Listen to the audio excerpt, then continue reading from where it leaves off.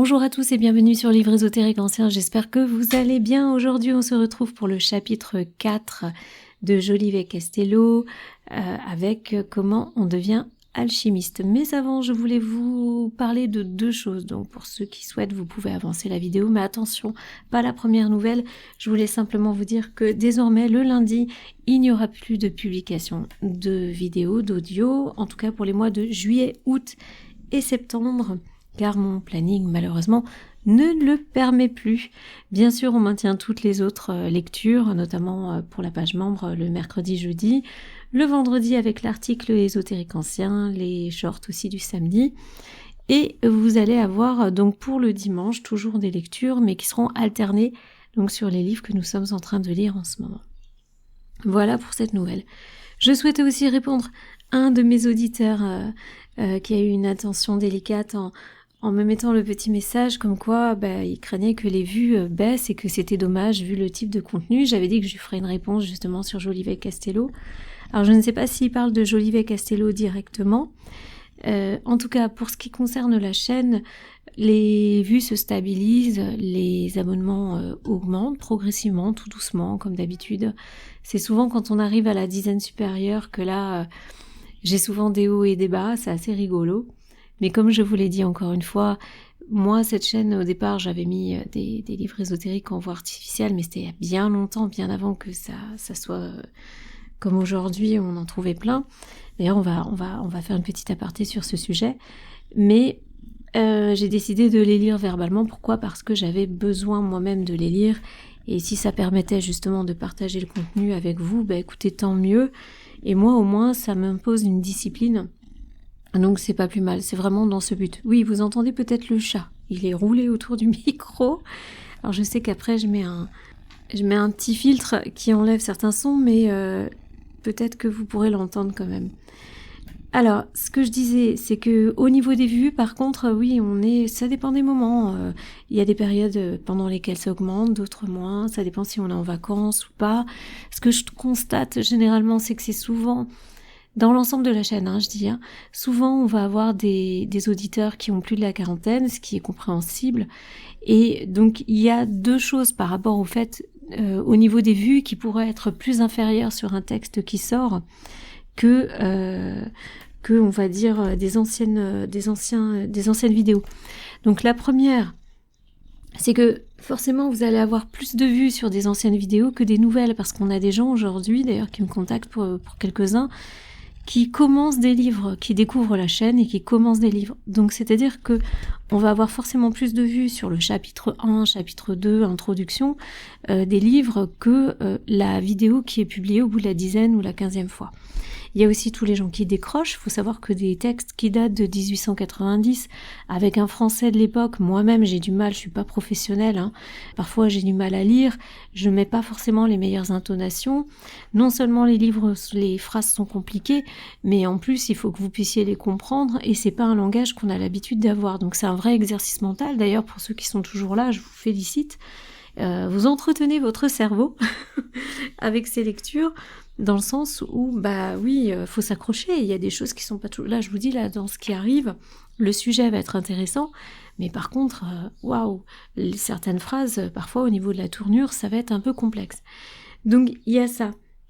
Il y a le fait aussi que, c'est vrai que moi je bavarde sur les vidéos, donc ça plaît pas à tout le monde, mais je m'aperçois que j'ai de plus en plus d'auditoires par rapport à ça. J'ai beaucoup moins de réflexion sur le fait que je fasse des commentaires, étrangement. Maintenant, on a de plus en plus de chaînes aussi qui sont disponibles avec de l'intelligence artificielle qui va avoir des lectures. J'ai vu que YouTube voulait faire la police à ce niveau-là. A priori, il y aurait des démonétisations de chaînes de ce type, et voire même des restrictions. J'ai cru comprendre qu'ils travaillaient là-dessus récemment. Donc vous voyez, moi je me dis qu'avec le nombre d'abonnés que j'ai, ça monte doucement, sûrement. Même si ces chaînes-là ont nettement plus de vues, nettement plus d'abonnés, franchement, c'est pas grave, ça concerne d'autres personnes. Je sais aussi qu'il y a moyen de télécharger les textes sur ces chaînes-là avec des procédés. C'est vrai que chez moi c'est plus complexe parce que comme je bavarde, ça gêne certains, surtout si les textes sont récupérés, ne sont plus authentiques. Mais Ici, moi, j'ai voulu mettre certaines images à certains moments, j'ai voulu rajouter des annotations, parce que souvent, dans ces lectures avec intelligence artificielle, c'est pas le cas. Et puis avoir aussi des moments de pause. Des moments de pause où on bavarde un petit peu, ça permet de relâcher un peu l'attention. Quand vous avez justement des écoutes qui sont aussi un peu mécaniques, j'aime bien pouvoir répéter des choses qui me paraissent importantes, parce que ça permet, au moment où on s'évade un peu dans les textes, paf, à un moment il y a un truc important, on le répète, on essaye de comprendre. Donc ça pour moi c'était important d'avoir une lecture active et non pas une lecture passive. Voilà. Donc au niveau des vues, ça va forcément augmenter si vous regardez certains livres. Et puis oui, il y a ceux qui lâchent, je ne sais pas si je l'ai déjà dit parce que j'ai enregistré la vidéo, il y a ceux qui lâchent aussi en cours de route. Bon, c'est pas toujours évident, il y a ceux qui font une pause, qui reviennent plus tard. Et comme je vous dis aujourd'hui, la disponibilité cérébrale, elle est plus la même. Les gens préfèrent des shorts, des choses concises, qu'on puisse digérer rapidement et si possible ludique ou qui soit... c'est plus rigolo de voir une vache qui fait des bêtises que s'attarder sur ce type de texte. Voilà, et là il faut essayer de comprendre, il faut décrypter, c'est pas simple, il faut mettre son cerveau à l'œuvre. Et c'est pas toujours évident. Voilà, c'était pour cette réponse-là. Je pense que j'ai tout dit. Bon, j'ai bien résumé, parce que sur la vidéo, la première que j'ai enregistrée, je m'étalais pendant 10 minutes. Ouh, ça y est, j'ai fait des efforts, ça va mieux. Ça va mieux en tout cas, merci à vous tous qui êtes présents ici, merci pour votre soutien, ça fait toujours très plaisir de savoir qu'on est quand même une petite communauté à s'intéresser à tout ça. Et aujourd'hui, sur le chapitre 4e de notre cher Jolivet Castillo, nous allons nous intéresser ici à la palingénésie Gammaes, matérialisation métallique. Allez, on y va pour la lecture. Merci encore pour vos petits messages, vos commentaires, toujours bien reçus. Et écoutez, avec grand plaisir pour ceux qui ont encore des commentaires ou des questions à poser. Je sais que vous êtes nombreux par mail. Là, en ce moment, je suis à jour, donc ça va aller. On va bien démarrer cet été. Et allez, on y va. Sans plus attendre, on y va pour la lecture. J'espère que j'ai tout dit. Il me semble que c'est bon. La palingénésie se rattache intimement à l'alchimie, car c'est un fait de l'ordre hermétique. Et déjà là, ça commence à complexifier. Là, pour m'y mettre, c'est pas évident. Il faut que je me mette dans le bain, dans le style d'écriture de l'époque, c'est pas évident. Mais elle n'en constitue point partie intégrale. Notre rôle consiste donc seulement à la mentionner. Nous en traiterons prochainement d'une manière complète en un volume spécial, la palingénésie hermétique. La palingénésie est l'opération par laquelle on reconstitue avec leurs propres cendres un végétal, une fleur, un être quelconque. Ce phénomène est une évocation de la forme primitive de l'être, de son double ou corps astral, rappelé momentanément par la puissance de la volonté de l'hermétisme, sous l'influence de la chaleur et de certaines conditions chimiques. Ce corps astral, flottant auprès des cendres encore nouvelles, les abrège à nouveau sous l'aspect éthéré de la forme première. Un grand nombre d'alchimistes anciens firent de la palingénésie l'objet d'une étude approfondie. Nous citerons parmi eux Paracelse, Kircher, Disraeli, le professeur Ferrari et Digby. Il faut appeler l'astral pour produire ces sortes de reconstitutions fantomales, obtenir le fameux spiritus universi des spagyristes. On le rencontre, nous confient les opérateurs, dans quelques minéraux notamment, et de même que des minéraux, on peut tirer un spiritum universalem. De même, parmi tous les minéraux, 2 existent qui, d'eux-mêmes, fournissent ce spiritum. L'un est une minera bismuthi, alors c'est marrant, ça fait penser au bismuth. L'autre, une terre minérale brune, qui se trouve parmi les minerais d'argent. Les cailloux que l'on rencontre dans les cours d'eau donnent aussi un sel liquoreux, mais propre seulement à faire croître les minéraux. Voici comment s'obtenait le spiritum, trouvons-nous dans un article fort original de Cusveter sur la palingénésie historique dans l'initiation d'avril 1896. Vous voyez ce genre de phrase par exemple. Je vous dis, moi de mon côté, il faut s'accrocher pour la lire. Hein. Prenez une Minerva bismuthi telle qu'on la tire des montagnes. Réduisez-la par le broiement en une poudre impalpable et mettez cette poudre dans une cornue bien luttée. Plongez cette cornue dans une coupelle pleine de limaille de fer de façon qu'elle en soit entièrement recouverte et adaptez-lui un serpentin. Vous en ferez sortir alors un spiritum per gradus ignis en 48 heures, lequel spiritus débordera comme les larmes coulent des yeux. On ne préconise point ici l'eau, mais comme la rosée fournit le spiritum universi, qu'on en ajoute une demi-livre, qu'on y introduise ensuite le spiritum bismuthi. Quand tout y sera, laissez éteindre le feu.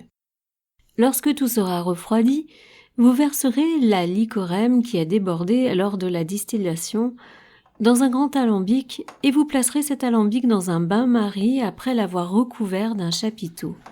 Puis, celui-ci étant bien lutté, distillé, vous obtiendrez un spiritum pur comme du cristal. Ce spiritum est un esprit vivant et appartient à la magia. Opération palingésénique. Alors, génésique, pardon. Là, on a une annotation qui va être importante, les amis. Note. L'homunculus et les humunculi.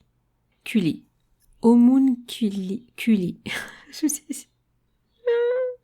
Non mais franchement, waouh, c'est toujours assez difficile. Vous savez, faut vraiment bouger la bouche. Parce que c'est bourré de voyelles. Quand on les lit comme ça, de soi-même, sans non-verbal, ça passe. Parce que vous voyez le mot en entier, mais quand il faut prononcer chaque voyelle, et en plus il y a des annotations qui sont pas faciles en fait. Les voyelles ensemble qui sont pas faciles à prononcer, c'est les chaussettes de l'archiduchesse, vous voyez, j'ai du mal. Donc souvent ça m'arrive dans les livres. Vous l'entendez pas parce que je réenregistre la plupart du temps. Mais ça arrive. Donc cette opération ressortissait de la palingénésie. Les adeptes se targuaient de savoir produire un homme minuscule organique de toutes pièces. Cet être semblable à l'homme normal en possédait les diverses facultés. Nous réservons cette question à notre prochain livre qui est en préparation, la palingénésie, c'est ça, hermétique. Mais nous pouvons toujours affirmer que les homunculi étaient des élémentaux ondins, gnomes, sylphes, etc. Entre parenthèses, les indigènes de l'astral forment légion. Donc là, il fait virgule et tout, donc je vais essayer de vous lire de manière à ce que ce soit plus simple. Étaient les élémentaux, donc ondins, gnomes, etc., que l'on attirait par évocation de l'astral et qu'on revêtait d'une sorte de corps matériel au moyen d'opérations alchimiques et hermétiques. On sait que les élémentaux, avides d'existence physique, guettent une incarnation quelconque. Dès que les éléments leur sont offerts, ils se précipitent sur le plan matériel. Seulement, les opérateurs de cette palingénésie concluaient de graves engagements et encouraient une responsabilité morale qui pouvait devenir terrible. Leur volonté ne devait point faillir, surtout après la mort. Signé Jolivet Castello. On reprend dans le texte. Donc là, l'opération palingénésique, c'est parti, il va la détailler. On prendra un récipient à embouchure étroite et à large ventre, dans lequel on versera de l'esprit universel ci-dessus la valeur d'une livre. Puis, on mettra dans ce récipient les branches avec les fleurs et les fruits. Et on bouchera la cire afin que l'esprit reste bien dans le récipient. Abandonnez ensuite l'opération à elle-même, en 24 heures, tout commencera à verdir et à croître. Les fruits mûriront, les fleurs revêtiront leur parfum. Manière de préparer l'universel à l'aide de la rosée, de la pluie et de la gelée blanche, entre parenthèses, le givre. Recueillez dans un tonneau de la gelée blanche de la neige, du brouillard, de la rosée et de l'eau de pluie, autant que vous pourrez vous en procurer. Abandonnez toutes ces choses à elles-mêmes et laissez-les se putréfier jusqu'en juillet. À la partie supérieure se formera une membrane verte, des vermisseaux apparaîtront. Ce sera bien. Remuez et mêlez le tout alors, versez ensuite dans un alambic avec son serpentin et distillez par un feu doux les 100 livres par 10 livres à la fois, pas plus. Ceci jusqu'à épuisement de votre eau putréfiée. Vous remettrez dans un alambic et distillerez de nouveau par 10 livres ce produit de la première distillation. Puis, jetant le résidu, vous distillerez encore par 10 livres. Quand vous n'aurez plus en tout que 10 livres, prenez une forte cornue, capable de bien supporter le feu, et versez-y ces 10 livres. Puis, dans les cendres, sur un feu doux, réduisez par distillation ces 10 livres à 6. Remettez encore le spiritum dans une cornue, plongez celle-ci dans un bain-marie et ramenez par distillation à 3 livres. À ce point, 7e distillation montra un esprit très volatile, un esprit donnant la vie. Il ragaillardit le cœur absorbé à la dose d'une petite cuillerée.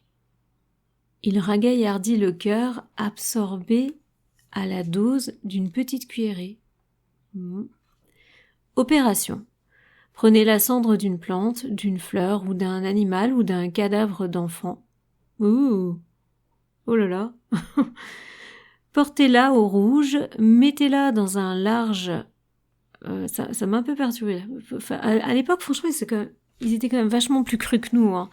Ça posait pas de problème pour eux. Il y avait pas il y avait pas de façon de penser, vous voyez. C'était... Et pourtant, quand même, hein. Il y avait quand même l'Inquisition qui était peut-être même pire. Mais j'ai l'impression quand même que c'était vachement cru, en fait, cette époque. Alors après, bien sûr, on nous raconte ce qu'on veut, on lit ce qu'on veut, mais c'est quand même... J'ai lu d'autres trucs sur d'autres livres, pareil, où les enfants, pour eux, limite, ils étaient adultes à partir de 15 ans, vous voyez. Même 14 ans, c'était tout à fait normal. Enfin, c'était une autre époque, hein. Donc prenez la cendre d'une plante, voilà, donc portez-la d'une plante, d'une fleur ou d'un animal, si c'est à la fin, sacrifiez pas un animal s'il vous plaît. Portez-la au rouge, mettez-la dans un large et haut matelas, puis versez dessus de cet esprit la hauteur d'une main et bouchez avec soin le récipient que vous placerez dans un endroit chaud. Oui, pas sacrifice animal, parce que malgré tout, vous demandez pas l'accord. Et en attendant, une vie prise, c'est quand même pas terrible. Alors oui, on pourra se demander, c'est quoi pour les poissons ? C'est quoi pour... Je vous dis ça, je suis pas végétarienne, hein. Mais on va pouvoir dire oui pour les plantes, les poissons, les... Vous savez qu'il y a des textes anciens où on disait que le fruit, il fallait le ramasser que quand il tombait de l'arbre. Alors on n'était pas sorti de l'auberge, parce que parfois il y en a... Et puis bon, c'est compliqué. Mais en tout cas, on va pas le faire inutilement comme ça pour ça, voilà. Vous pouvez prendre les plantes aussi éventuellement s'il y a besoin de la cendre de bois que vous avez dans votre cheminée. Au final, ça ira très bien, hein. On a quand même, on a quand même un petit peu de fluide, quoi qu'il en soit. Alors, au bout de 3 fois 24 heures, la plante apparaîtra avec sa fleur, l'enfant avec ses membres. Oh, il finit comme ça. Ensuite, on va passer sur gamma S et P 3 étoiles et PH 3 étoiles. Donc philosophe c'est ça, mais P je ne sais plus, je vais vous dire ça tout de suite. Alors désolé, même là j'arrive pas à retrouver. C'est philosophique ça c'est sûr, mais après le premier P je sais plus. Je vous laisserai chercher par vous-même. Ah mais non mais franchement. Oh là là, c'est la pierre philosophale les amis. Non mais sérieux quoi. C'est la pierre philosophale, autant pour moi.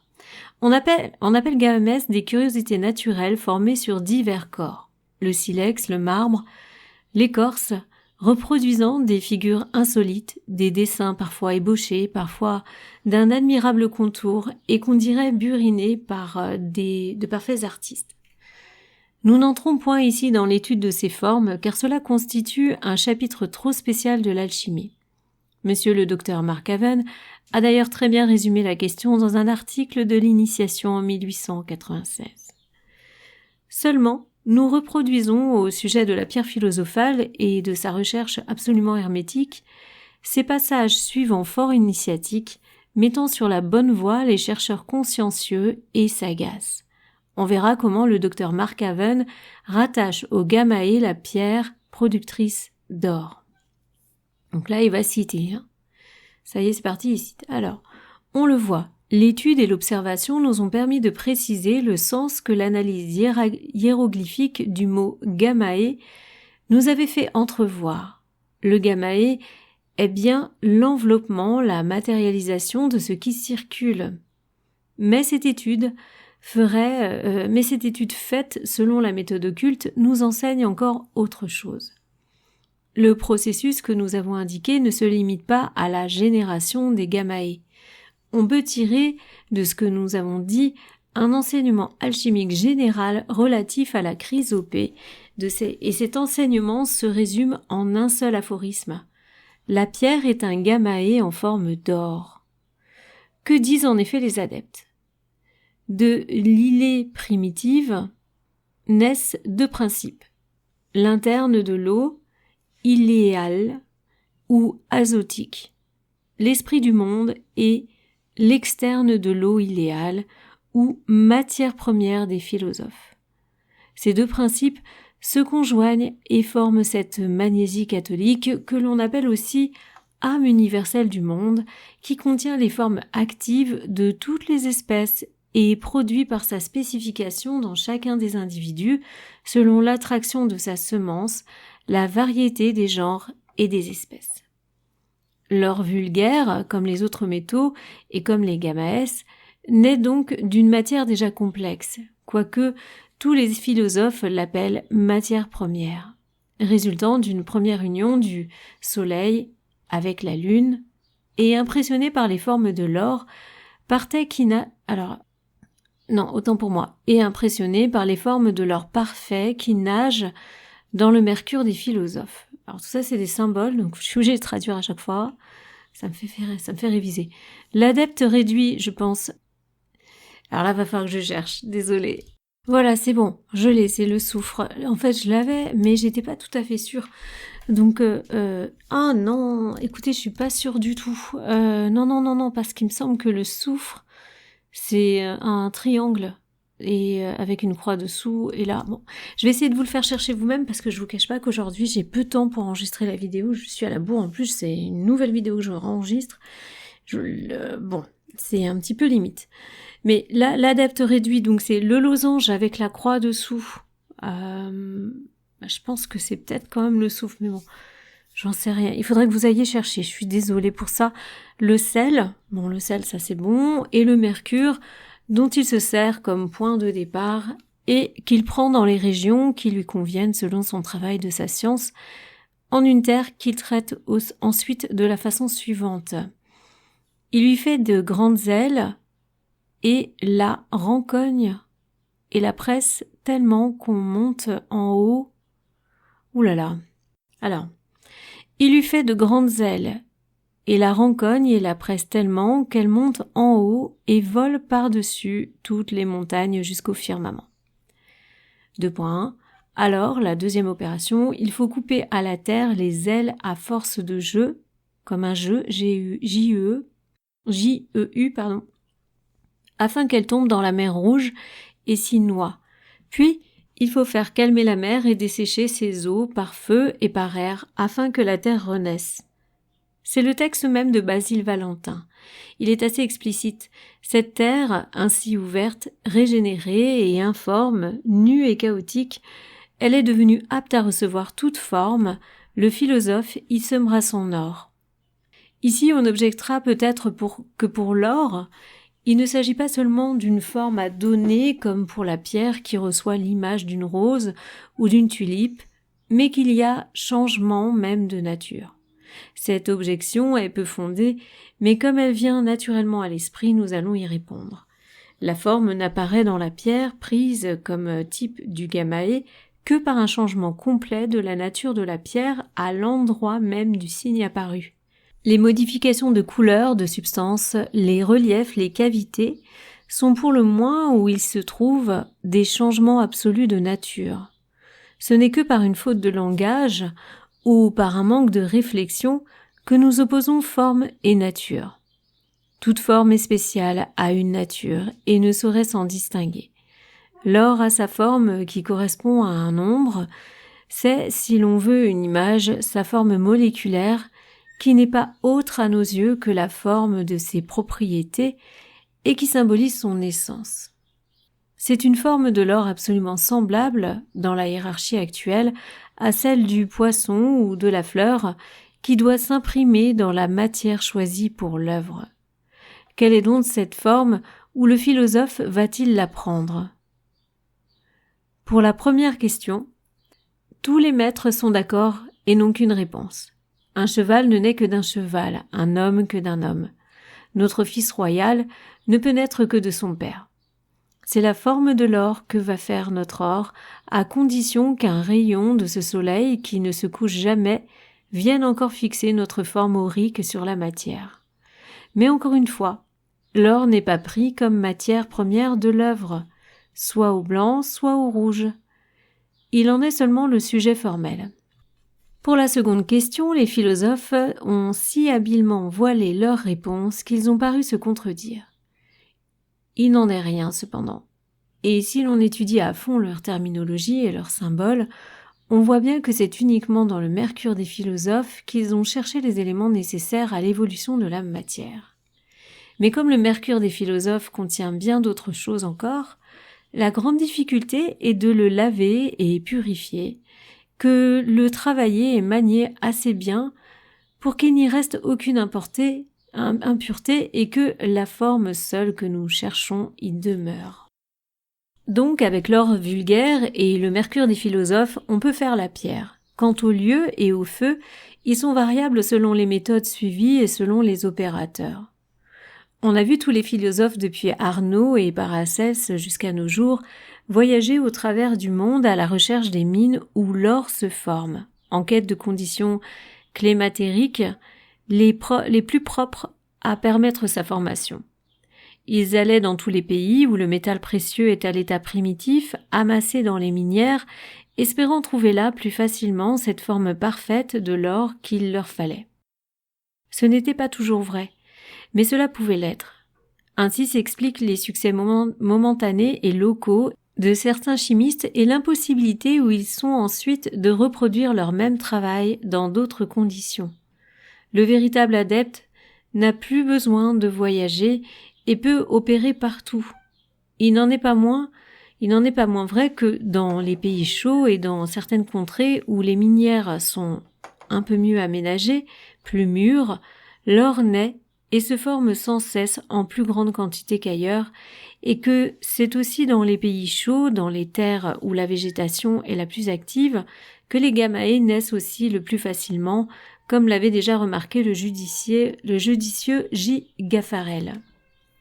Il est inutile d'insister sur l'identité de ce processus alchimique avec celui des gamaées, de même que l'or alchimique a quelques propriétés communes avec l'or naturel et aussi quelques propriétés différentes de la vie de tous. De même, la rose ou le serpent sculpté dans la pierre ont quelques vertus communes aux roses naturelles ou aux serpents vivants, et aussi d'autres vertus différentes.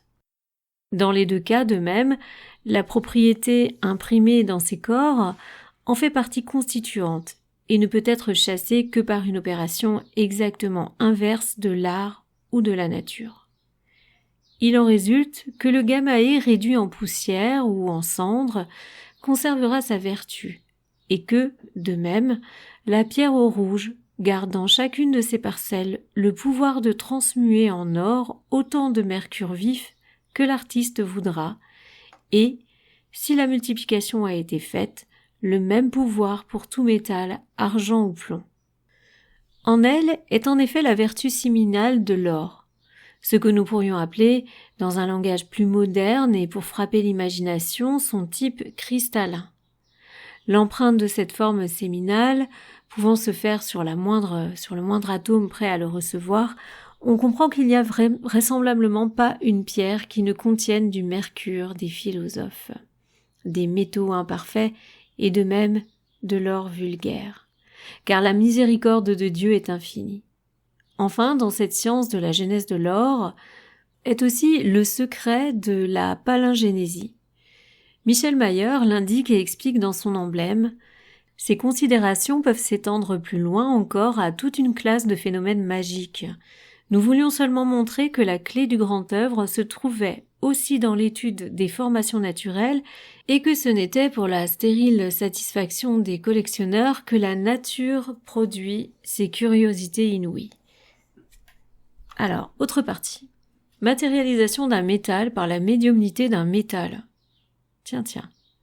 Cet exemple occultiste de formation puis de dématérialisation d'un métal, d'or, nous prouve dans un autre ordre d'idées l'unité de la matière, la transmutation de la substance, le dynamisme de la matière, la construction atomique et moléculaire variée des corps.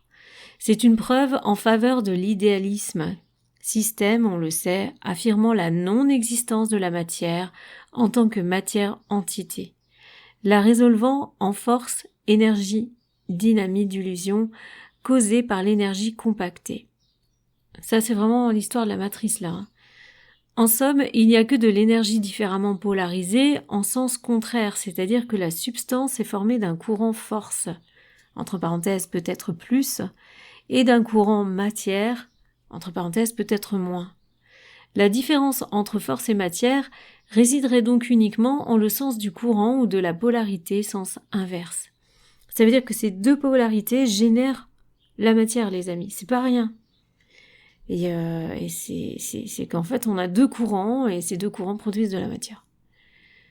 L'exemple que j'apporte ici est tiré du livre de monsieur Aksakov. Je vous rappelle qu'on est en 1890 et quelqu'un. Animisme et spiritisme, pages 106 et 107.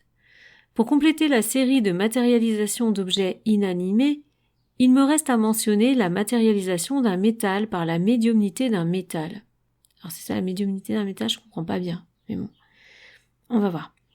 Nous trouverons l'antécédent de ce phénomène dans les rapports ou disparitions et réapparitions d'objets métalliques qui se sont produits souvent pendant les séances de spiritisme, mais en fait de matérialisation, je ne connais que l'exemple suivant, et comme il s'agit d'un anneau d'or, je puis mentionner son antécédent spécial, la dématérialisation d'un anneau d'or pendant qu'on le tenait dans la main.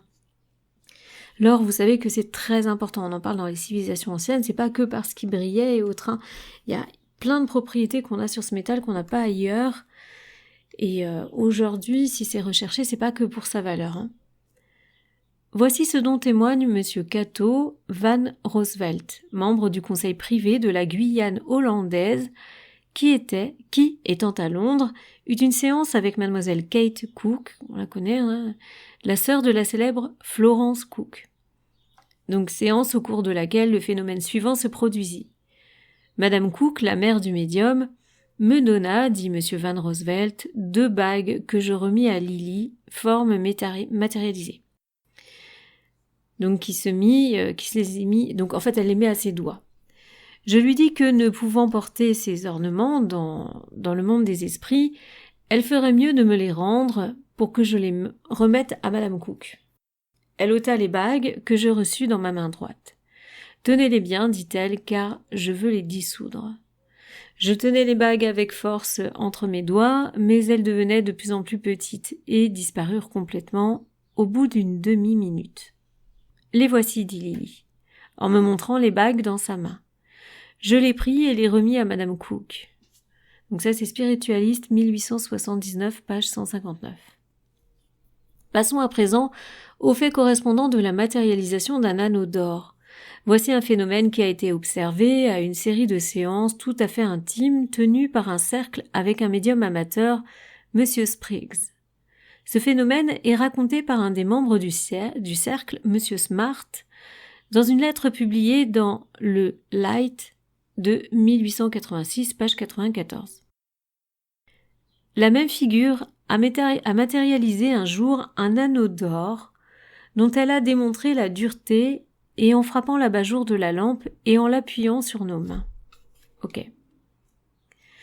Ce qu'il y a de curieux dans ce fait, c'est que, pour aider à la matérialisation, elle demanda la chaîne d'or d'un assistant. Il l'a mis sur la table et fit des passes de la chaîne à sa main, comme si elle voulait en extraire une partie des éléments les plus subtils. C'est en somme la quintessence qui est enlevée au métal, par le soi-disant esprit. Comment voler des bijoux en or par un médium, vous savez. Son soufre et son mercure, lesquels sont manipulés pour rematérialiser le corps ou bien le dématérialiser. On aurait dû prier l'esprit de transformer en argent cet or, ou vice-versa. Sans doute eût-on obtenu de curieux phénomènes de transmutation dus au changement moléculaire et à la stabilité des éléments métalliques.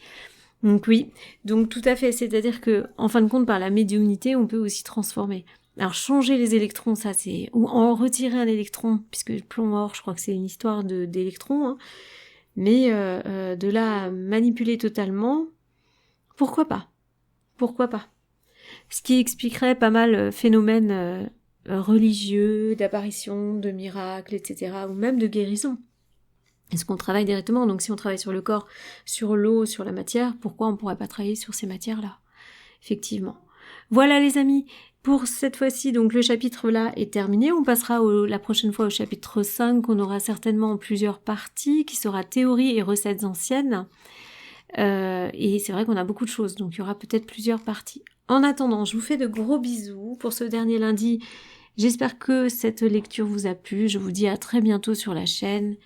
Et bel été à vous. Gros bisous. À bientôt.